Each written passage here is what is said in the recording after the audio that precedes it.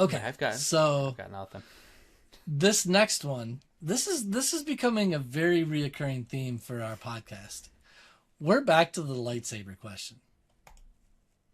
We are back to the lightsaber question. So Padme doesn't use the Force to turn it on, so we can negate the whole, oh, that you have to use the Force to turn it on. Because we now have Padme, Han, Grievous, um, who's the Finn? shape-shifting Finn? Yep, but the shape-shifting one that was in Oh, season one. jeez.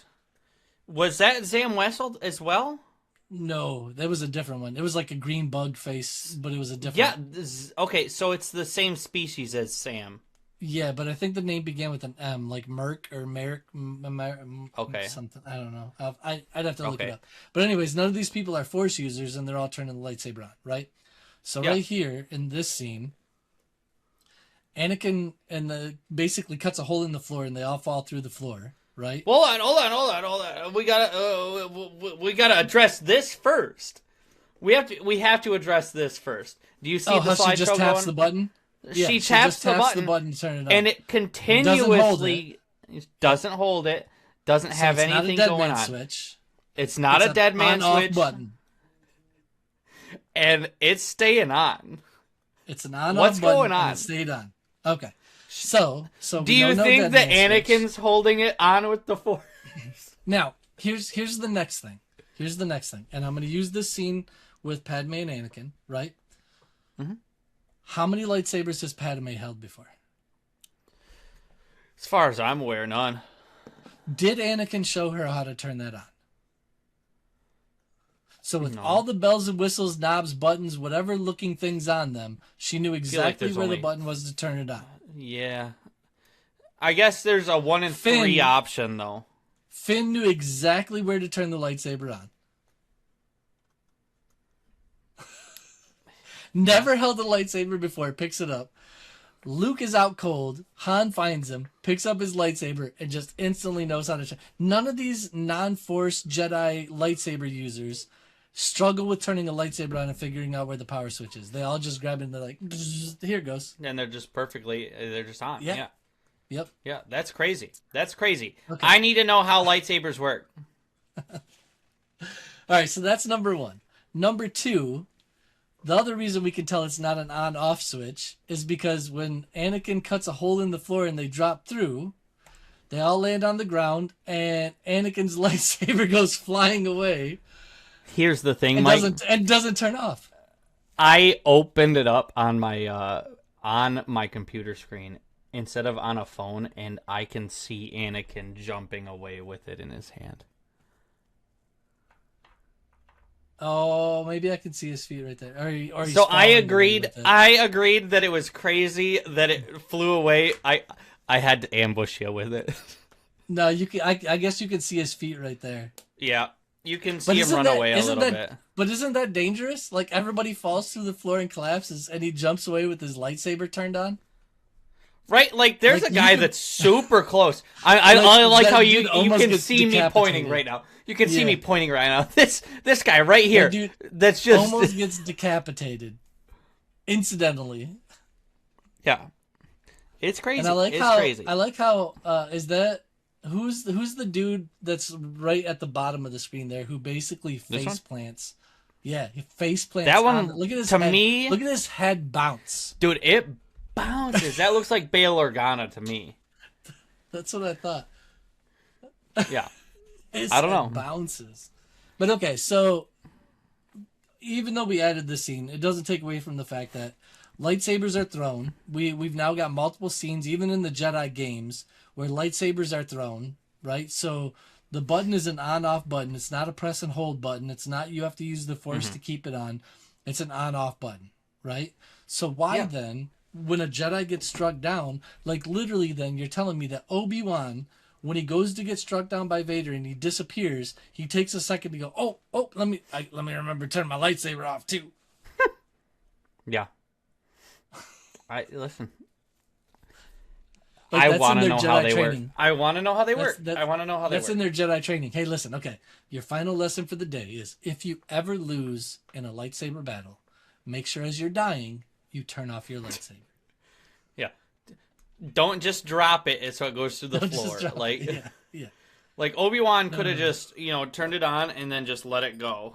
And then it would just destroy the Death Star. Right. Single-handedly destroyed the Death Star. It is Bail Organa. I see him right here now. Right there. Yep. Bail Organa face plants. Yeah. Face plants. Anyway. No wonder he looks so different in Andor. Overall, yeah, it was good. I don't have anything big. Like a lot of these things, like I bring them up, they're jokes. I mean, we saw plenty of fire in space all throughout the entire show. Like, much fire. Fire in space is probably like a top 10 series regular in season 1. If there's 3 things that we always talk about, it's how lightsabers work, 2 seconds of dialogue, and fire in space. Fire in space. If there's 3 things that we always talk about, it's those 3 things. I agree. But we just keep seeing it. We just keep seeing it.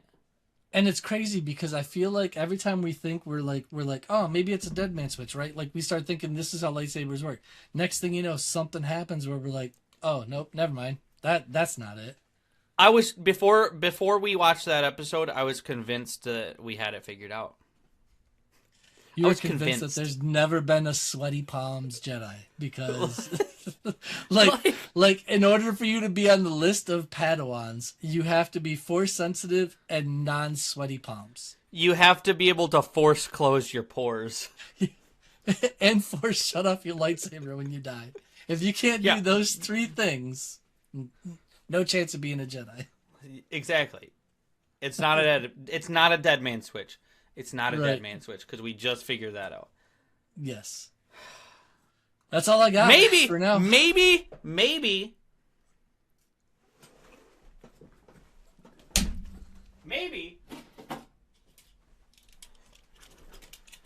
this button is like an always on button, and then this one's like a dead man switch for like if you're in a fight.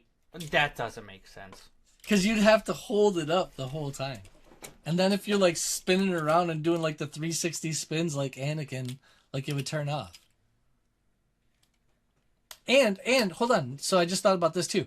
There's the one move that is like that is frowned upon by Jedi and Sith alike.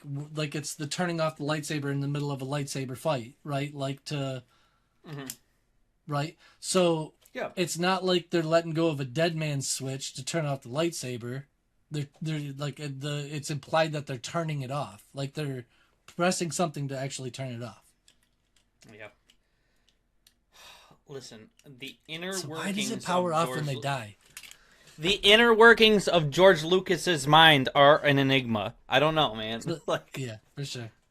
I don't know. I wish I had an answer. I wish we could get somebody on this podcast that had the answers that we needed. We just gotta get. We gotta get everybody. Like we saw from when we posted that clip, like a lot of people have their own thoughts and ideas on how lightsabers work, and I'm not saying any of them are wrong or right or anything like that. Like I think it's fine for all of us to speculate, but you almost need somebody who was the lightsaber expert on the show to be like, hey, this is how it works. Maybe there's something out there in Star Wars, canon lore that says like, here's how a lightsaber works. Here's the lightsaber I need one schematic. of 3 people. I need one of 3 people to tell me. I need Dave Filoni, George Lucas, or Pablo Hidalgo, which was like for the longest time. I don't know if he's still around because I haven't heard his name in a long time. He was like the canon expert at Lucasfilm. Everybody would ask him questions. I don't remember. I don't know if he's.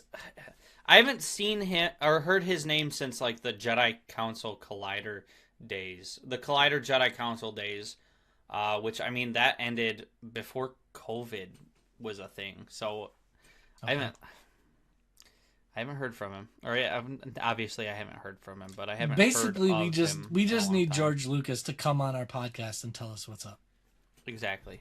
If anybody can work that out for us or put us in contact, like we don't need to do a long drawn out interview. Yeah. We just need to ask one question. Honestly, it can be a video, like just a phone recording. I don't care. Yeah, right. Anything. Right. Anything. I just need a little bit of. I need 2 seconds of dialogue. Yes.